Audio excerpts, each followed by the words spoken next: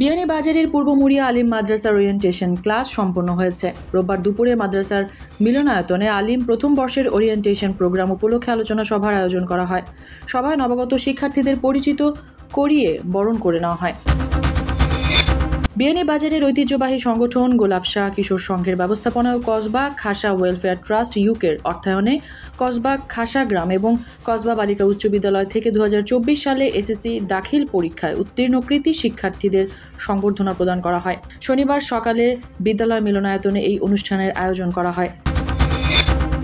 বিয়ানীবাজারের প্রস্তাবিত পূর্ব মুড়িয়া কলেজের জরুরি সভা অনুষ্ঠিত হয়েছে। রোববার সকালে কলেজের অস্থায়ী কার্যালয়ে এই সভার আয়োজন করা হয়। সভায় কলেজের নতুন মনোগ্রাম চয়ন সহ বিভিন্ন বিষয়ে আলোকপাত করা হয়। সিলেটে এইচএসসিতে অটো পাসের দাবিতে শিক্ষার্থীরা 2 ঘন্টা সড়ক অবরোধ করেছে। শনিবার বিকালে নগরীর চৌহাট্টায় এই কর্মসূচি পালন করে তারা। এদিন সিলেটের বিভিন্ন কলেজের শিক্ষার্থীরা জড়ো হয়ে সড়ক অবরোধ করে।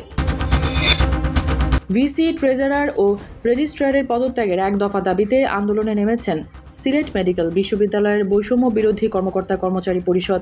রোববার ক্যাম্পাস থেকে মিছিল নিয়ে সিলেট নগরের চৌহাট্টাস্থ কেন্দ্রীয় শহীদ মিনারের সামনে গিয়ে জড়ো হন কর্মকর্তা কর্মচারীরা। পরে তারা সেখানে অবস্থান কর্মসূচি পালন করেন।